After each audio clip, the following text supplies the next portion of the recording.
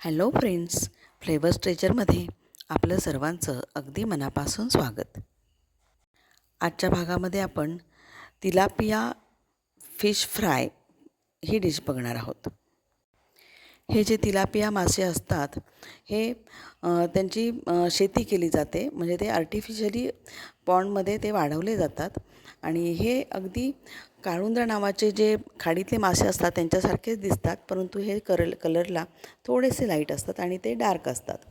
याच्यावरती भरपूर खवले असतात जे साफ करावे लागतात.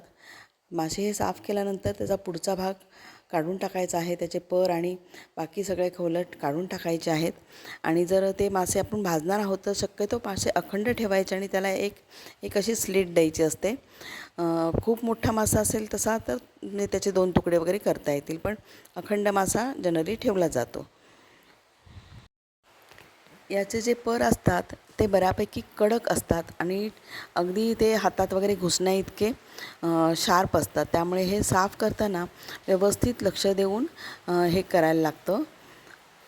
आणि आता हे साफ केल्यानंतर मग आपण याच्यामध्ये मीठ घालून एक 15-20 मिनटं तसेच ठेवून द्यायचे आहेत.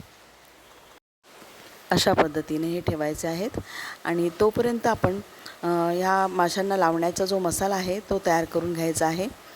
नेहमीप्रमाणेच जसे कोकणामध्ये मासे भाजले जातात किंवा गोव्यामध्ये, तर त्याची ती सेम प्रोसेस इथं करायची आहे.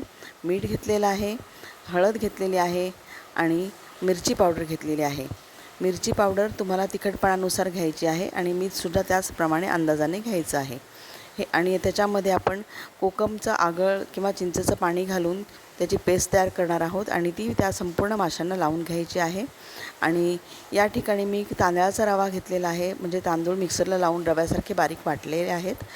तो नसेल तर तुम्ही साधा रवा पण वापरू शकता, पण तो करपतो त्यामुळे आणि मासे मऊ पडतात, त्यामुळे शक्यतो तांदळाचा रवा वापराल तर हे मासे छान कुरकुरीत असे व्यवस्थित भाजले जातात आणि छान लागतात.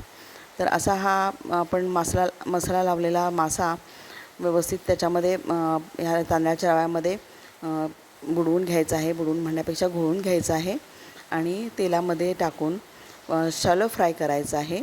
अशा पद्धतीने हे फिश फ्राय रेडी आहे. खाण्यासाठी एकदम मस्त आहे. करून बघा आणि कमेंट करून मला नक्की कळवा.